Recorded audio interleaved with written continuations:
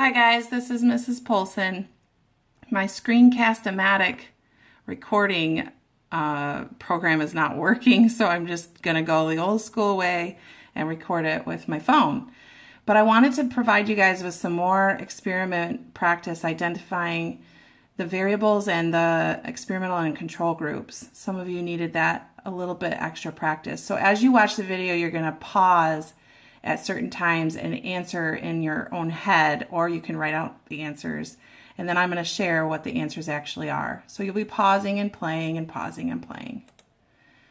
So I just want to remind you about the definitions. I think sometimes if we're struggling with these definitions, then we're really going to struggle with what we're supposed to do when we're supposed to identify them. So guys, the two variables that you're testing, one is called the independent variable. This is the one that you're manipulating. You want to know if blankety blank impacts blankety blank, okay? So what you want to know if it impacts it, that's your independent variable. Does getting enough sleep impact your ability to do well in class, So sleep would be your independent variable. Doing well is the responding variable. That's your dependent variable. So your dependent variable is the responding variable. That is the effect of the independent variable.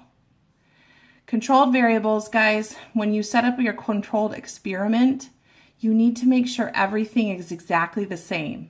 I mean, exactly the same. So those are called controlled variables.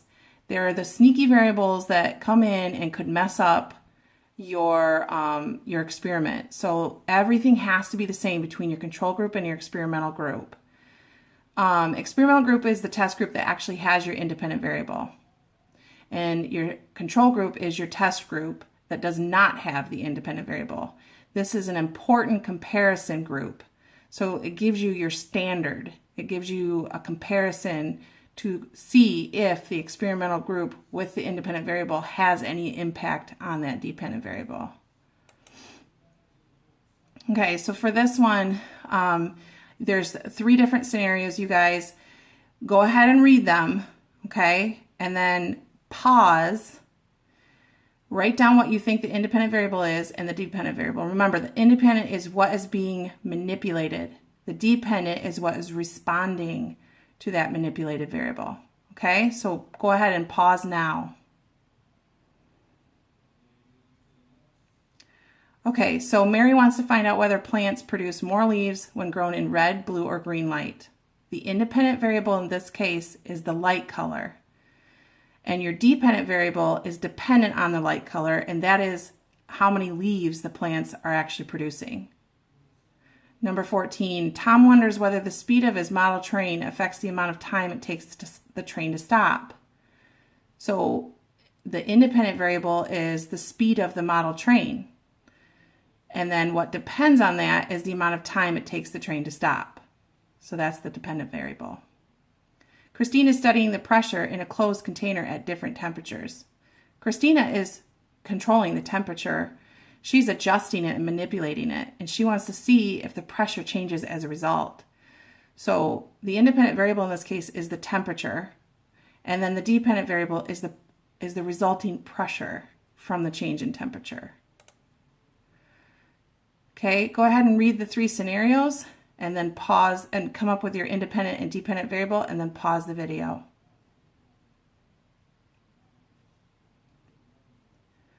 Okay, John is trying to determine whether basketball players have lower blood pressure than people who don't play basketball. So, independent variable is playing basketball. The dependent variable, the responding variable, would be blood pressure. Janet is doing an experiment to see if the number of peanuts produced per plant change when the amount of fertilizer given to the plant is changed. Her independent variable would be the fertilizer given, and the dependent variable would be the number of peanuts that are produced.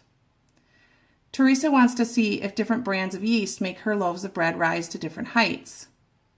Independent variable is the brand of yeast.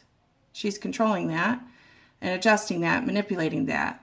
And the result, it's resulting in different heights of the bread rise. So that's her dependent variable, is the height that her bread rises. Okay, and in this series of exercises, you're given a statement, a claim. This time you're asked to write a hypothesis in an if-then format, identify the independent and dependent variables, and what the control group and the experimental group would look like in this controlled experiment. So you're given two scenarios. Go ahead and pause the video and fill out those lines. Okay, cigarette smoking increases risk of lung cancer. Hypothesis: if you smoke, then you have a higher risk of lung cancer. Independent variable is the if part of the hypothesis, so smoking. Dependent variable is the risk of lung cancer. For control group, you're going to have 100 people, say, that are not smoking, or not smokers. Your experimental group will be a very, very similar 100 people to the control group, as similar as you possibly can get in age and gender and everything. And they're going to be smoking. So the experimental group has the independent variable, and that means they're smoking.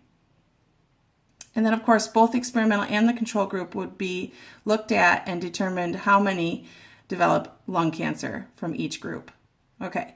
Number 2, eating breakfast increases performance in school. If I eat breakfast, then my grades will improve. Independent variable, eating breakfast. Dependent variable, grades.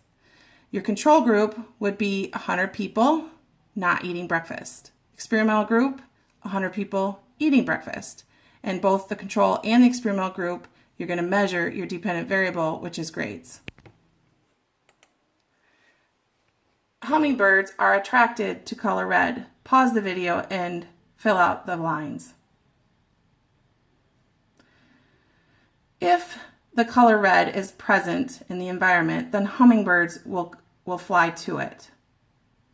Your independent variable is the if part. So the independent variable is the color red. The dependent variable is hummingbirds flying to it. Control group will be any other color being present in the environment. So maybe green or blue. And then the experimental group will be red in the environment. And in both groups, you're going to count how many hummingbirds fly to it. Okay, and the rest of the scenarios, I think I have like 4. You're going to be given the experiment, and then you're going to be asked to identify the independent variable, dependent variable, what control variables that you have to have in place to make sure the control group and experimental group are identical as they can possibly be, okay? And then you're asked to describe what the control group would look like and what the experimental group would look like. So go ahead and read the experiment, pause, and then play. In this case, the independent variable is the amount of sleep. The dependent variable is the aggression. The control, in order to make sure the experimental group and control group are the exact same, they have to have the same sleeping environment, the same game, the same sex, the same food, and the same water, as much as it's the same as they possibly can get. But your experimental group is going to be a group that is limited in sleep, and then the control group would be unlimited sleep. And then they compare the two. Go ahead and read the scenario and pause. I might run out of time. But here's the answer. The independent variable is music, dependent variable is relaxation, control variable is the time in the room, and same room type, same activity, experimental group,